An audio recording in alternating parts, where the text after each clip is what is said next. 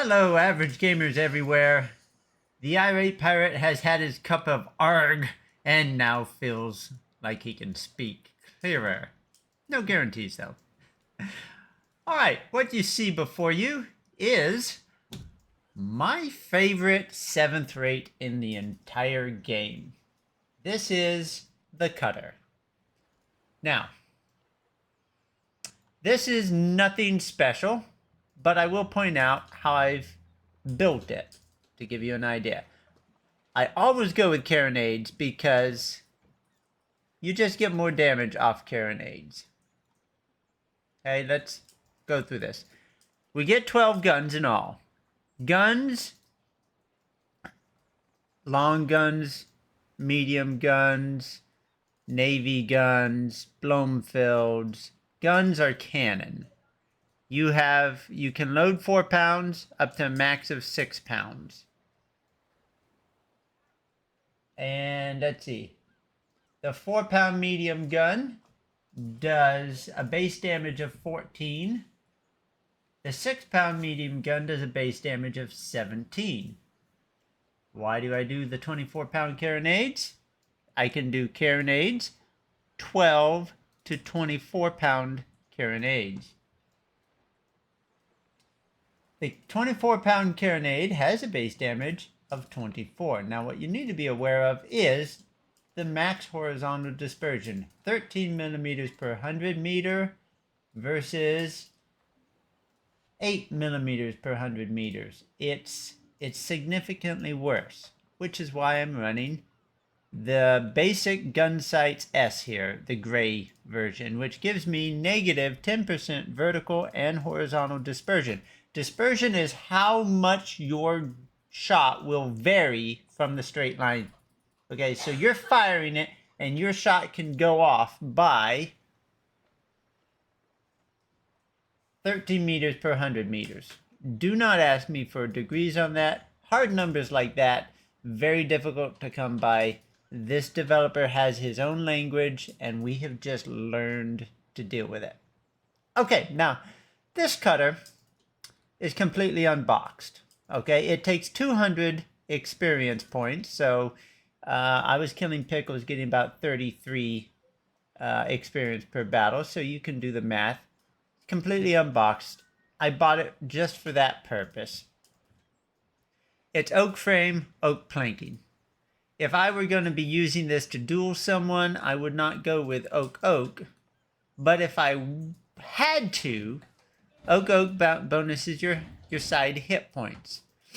It does not bonus your side thickness.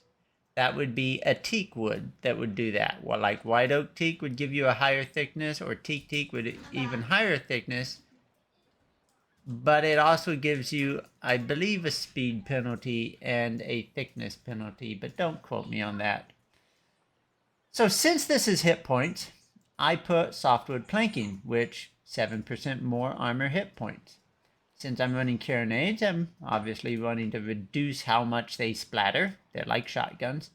And since I'm all about hit points, I have Carpenter's S in here. Now, let's go set up the perks. Selling trim 5. Now, I am max rank and I have a larger pool of perk points available to me.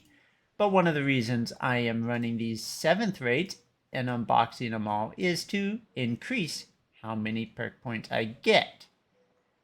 When you get this slot on any ship, you get a perk point. Now, you're going to naturally accrue perk points just from experience. Once that number, that counter, clicks over to 82,027, I'll get a perk point. But that's a hard, long way. And I think you can get I'm pretty sure you can get 100 perk points. We used to be able to get 135. But it's a new naval action. We don't know for sure. I'll update you on that. Anyway, because I'm running carronades, I'm also running brawler, which you can see negative 25% carronade dispersion. So that combined with that gives me negative 35% carronade dispersion. Excuse me. I'm also running expert gunnery, which bonuses reduces my dispersion an extra 12%. So we were at 35, now we're at 45, 47. So I've increased the accuracy of these carronades quite a bit. Now,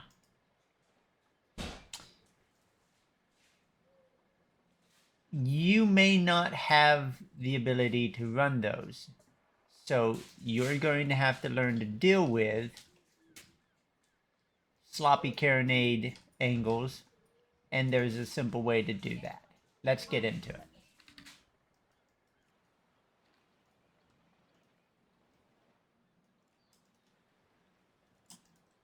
Now, 1 second. This is the Painter DLC right here, and it's one of my favorite. I can do that, which looks pretty good, or I can do Rue. I think I'm gonna do Rue this time. Right, we're ready to go. The Painter DLC is awesome. I really love it. My only gripe is I now have a 24-hour cooldown before I can use it again. I would much prefer Mr. Zazov made it so that whenever a ship was placed on the market or traded, it loses its paint. And then make this so that I can paint all my ships in an unlimited manner. Right now, we can paint other people's ships and trade them, which is cool. Cool to be able to do that for a player, but really, I paid for the DLC. I want to use my doggone DLC, and I want to paint my ships, not once every 24 hours. Ridiculous. Come on. We have a target. This is a Mercury. You hover over the eye, it tells me that I'm 15 and he's 25. Now the Mercury is a significantly more dangerous opponent. Let's see if I can do this without dying. Alright. One of the things, I'm making sure my tag is upwind, meaning it's behind me pushing to him first. This is a terminology you need to get used to in naval action because players are going to tell you, climb the wind or get an upwind tag. All that means is he's there in front of my ship and the arrow is in front of my ship. The wind is coming this way. That means I am upwind. If you drew a line between my ship and his ship, this way, the wind is going that way. That means I am upwind. Now, the wind shifts every 20 minutes. Something to be aware of. Now, in these ships, we climb the wind very, very well. So I'm not too worried. But it's a term that's you're going to hear. Alright, now, gonna double tap the home key. Look at all those guns. He has at least twice my firepower. Oops. Single tap home to get back to your ship. When he's pointing his broadside, when you're attacking an opponent that has a considerable amount of his guns aren't loaded, mine are. Except for that the starboard gun crews. The laggards. Well, his starboard gun crews are laggards too, so I guess it's all fair. But the point is, he's gonna shoot at me. I am pointed in. I am as defensive as I can be. Even though I'm not a thickness build, I want to make myself skinny to his broadside. Now, he's gonna get another swipe at that because I'm going to close the distance. Distance is super important. There is an optimal combat range that you need to get within and maintain if you expect to do reasonable damage. Alright, he whiffed. Before he turned away, I want to get my 6 guns on target. Come on! This is where optimized rudder would help a lot. I have a big stern that I can shoot. I might rake this guy. Let's see if I can do that. Your job is to learn how to manually sail. I'm holding down Q and C here to manually turn my ship across the wind faster and get pointed at this broadside. Alright, so I defeated his attempt to get a broadside on me. I'm in a stern raking position. He's turning right, I'm turning left. I'm going to depower, set my shot up. I want this rake. The fastest way to kill a bigger ship, a superior firepower ship, is to rake him, if you can make that work. Now, in the future update where you get real payments for hit points dealt or damage done, that's not going to be as profitable. Alright? Even though I'm a hit point build, I'm not designed to bounce. I can still bounce if I'm at a sharp enough angle. Looks like he's going to continue his right turn. My right gun is coming up.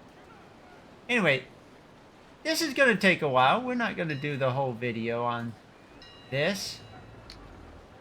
The point is, your tactic for surviving against superior firepower is to rake and point your ship, get in a stern raking game, and point your bow at his superior firepower. Bring the gaff across the wind. The gaff is your back sail here. Cross the wind when you're turning with the wind. This could hurt. This could hurt. He's fully loaded. And it's gonna hurt. Missed some though. See, that can happen. That's just the luck and the struggle with small ships. One thing to avoid. Do not hit him. It will probably pop this bowsprit off. I didn't depower. Can I squeeze it in? Yes! Yes! Nice. I was worried that wave was going to eat all my shots. And that is why most players do not like small ships. There's so much randomness involved in actually doing damage. You really have to get good to PvP in small ships. It's kind of like EVE Online. Don't fear the Titan pilot. Fear the interceptor pilot who's tackling you. Because if he thinks he can survive your entire fleet and keep your key ship pinned there, he A, probably knows what he's doing, and B, has a fleet coming. Alright. We're making very good headway on his center structure. Alright, now this is dangerous. Me turning my bow straight into his gun angle. Okay, he's gonna kill fish. Very good. He's powered up. His guns were pointed down. He shot the wave. I'm going to attempt another rake here when the right side guns come up.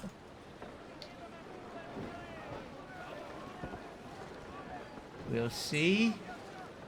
Raking is all about timing and angling and shooting, and it's basically trick shooting, but... and accuracy. I only got, well, 5 in. That ain't too bad, and took his rudder out. I'll settle for that. Alright, we're going to attack through the wind. Slow speed. If I get stuck here, you'll see how to get out of the irons. I don't think I'm going to get stuck. I'm on auto skipper. Main yard's coming around. I'm still moving. Okay, I don't like this position. Double tap Q. Reverse rudder if I go negative. push the bow around, keep the stay sails up because I don't want to back. All right, I have positive speed. Putting that square yard into the wind and keeping your stay sails up will keep you from going backwards fast and thereby losing position on the wind, but it'll help get your bow around. And since I'm really trying to avoid his fire, because being slow broadside to him downwind could hurt.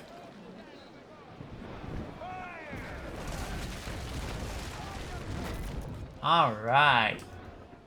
That is how you do it when you're attacking a enemy that's bigger than you. You stick on his stern, stick in his blind spot. If you have to take a broadside, be angled.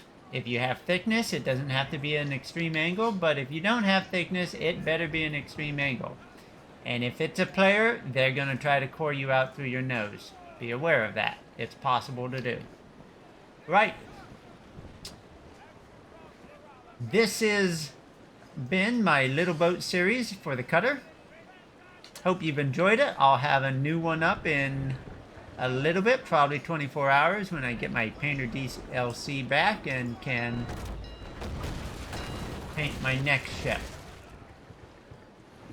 There is a point to this, and that is to acquire perk points with the least amount of effort. And we have a lot of new players who are in these little ships, and frankly, they're magical. I like these little ships. They're fun.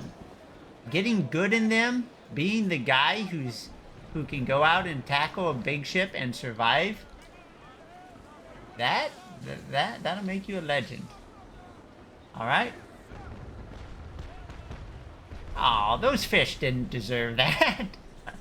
All right, this has been mostly harmless entertainment. I hope you've enjoyed.